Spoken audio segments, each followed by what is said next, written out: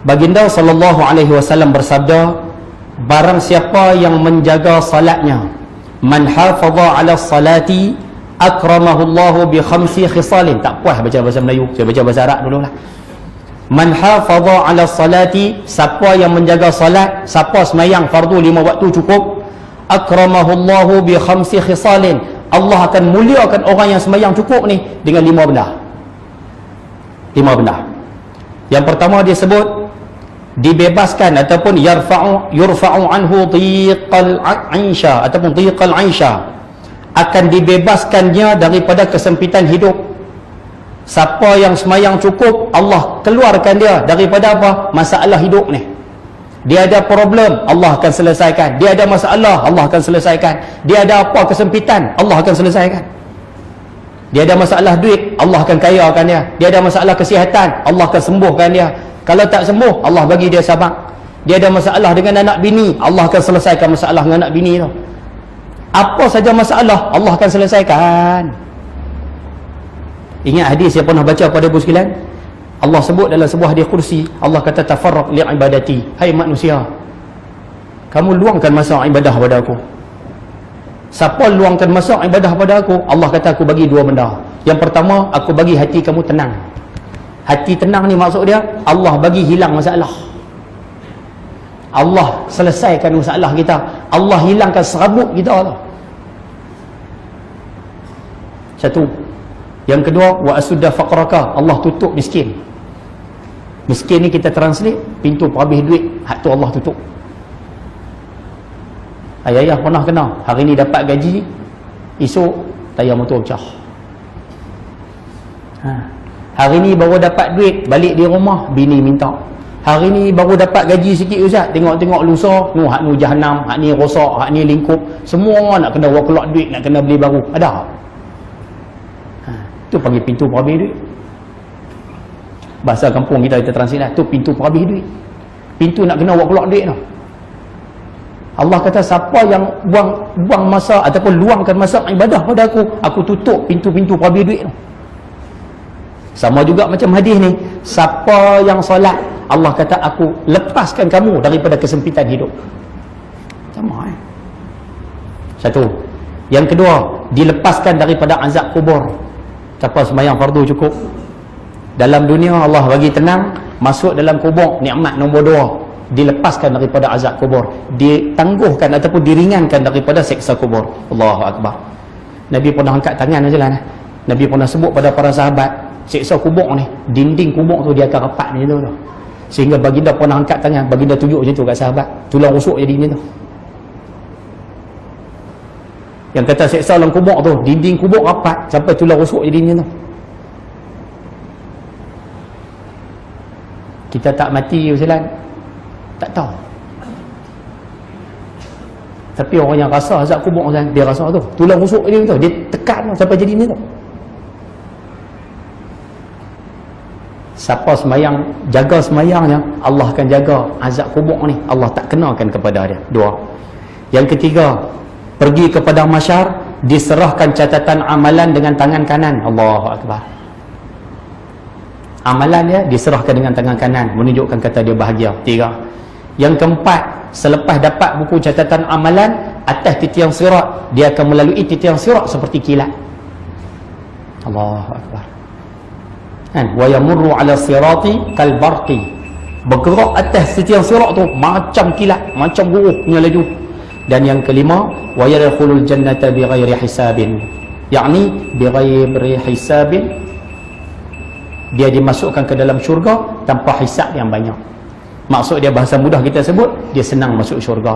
Orang jaga semayang, Allah akan mudahkan dia dunia sampai akhirat. Itu bahasa kampung dia. Boleh dapat tu? Selesai. Baik. Dan baginda sebut pula, wa man tahawana bis salah, siapa yang suka dia buat pemain solat. Tahawana ni kita nak translate apa? Hawana ni pemudahkan solat. Pemudahkan solat ni banyak maksud silana. Dia boleh semayang, tak mau semayang, hak tu panggil pemudah solat, buat pemain dengan solat, meringan-ringankan semayang. Ataupun dia semayang tapi semua sentiasa semayang akhir waktu, kira angkat takbir Allahu Akbar, azan maghrib, kira baru semayang 1 rakaat mayang asar, masuk maghrib, hak tu pun dikira tahawana bis salah. Ataupun dia semayang Ustaz, daripada awal sampai sudah sekali pun tak khusyuk. Kira angkat-angkat takbir tu, dia merata fikir malam ni Samarinda cerita apa. Kan? Kan? Tadi tengok dah pukul 7 kan, teman lelaki upahan ni. Teman lelaki upahan pun tengok.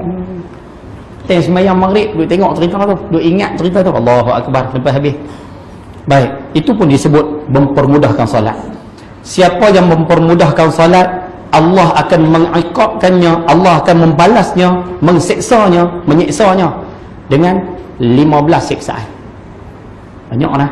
Semayang 5 benda, tapi orang tinggal semayang 15 Tuhan bagi. Sebab tu tengok Rasulullah ada tak ada dalam hidup kita. Baik, nombor 1. Baik, minta maaf no, Allah akan mengazabkannya dengan 15 siksaan. 6 di dunia, masa hidup atas dunia dia akan kena 6. 3 waktu waktu nak dicabut nyawa, 3 azab Tuhan akan bagi. Dan 3 dalam kubur, waktu duduk dalam kubur 3 lagi. Dan ketika di hari akhirat di padang mahsyar 3 lagi. 6 atas dunia, 3 waktu nak mati, 3 dalam kubur, 3 di padang mahsyar. Pak Rasulullah banyak ni orang tinggal sembahyang ni. Allah, antara benda yang dia akan kena Ustaz, nombor 1, dicabut berkat daripada hidup. Hidup tak ada berkat. Sebab tu ayah boleh tengok orang yang tinggal sembahyang, semua masalah akan mari kena pada dia. Barakah tak ada, kebaikan tak ada kat dia. Orang yang tinggal sembahyang tidak ada kebaikan pada dia. Boleh tengok sendiri. Dia dengan anak bini cuba tengok berantakan.